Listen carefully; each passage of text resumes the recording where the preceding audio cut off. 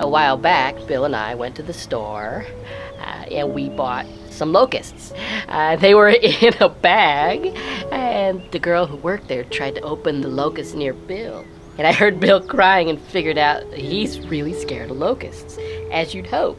And he cried and shivered and drooled all over the table. And then when he had moved forward, I did that prank where I scratched his vein open. And I remember he just bled so good. Now, he farted intermittently on the way home, but that was kind of his thing, so. So there I was, just this popular blonde, and there was a fork in my britches. 'Cause I put it there, all right? 'Cause I was always like, what if I couldn't find a fork? And everybody that I knew about it, and half the time they'd be staring at me, and I was like, this is great. And then eventually I just didn't put it in there anymore, because, you know, I was told that when you get a spoon pocket, you are an amazing person. And a spoon actually is better to carry. Last night I got on Tinder, and then I got a dork who looked like a grandpa. You know, with his old face. And it was like his headshot. So I wanted to be all like, hey, Grandpa, you look funny. Is your mother a Shanghai gremlin?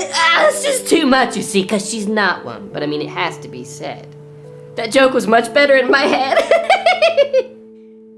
Back in the 70s, I got in a little scrape because I was dancing for the bucks, and all these Persian men offered me punch. And to me, I was like, what are you doing? You're crazy. They're so nice. And so off we go. So I get down there right at the border, and the Peruvian troops swoop in. And now I'm thinking, I guess this is the end, because baby, we were in the war zone, and I mean, it's not safe. And I mean, I began clawing the men who attacked me. And so then we made it to the watchman's house, and his name was Kalota.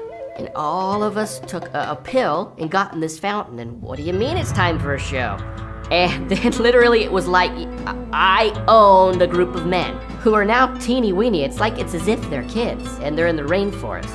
And Kalota, he asked me if I could project chicken feathers when there's lightning storms. It's just the best jungle party. And when we got around to it, I danced for them, and then all their women just went across the country. And we had a mask made out of Kalota, which was, you know, 'cause he died that night. So it was cool for us to wear him.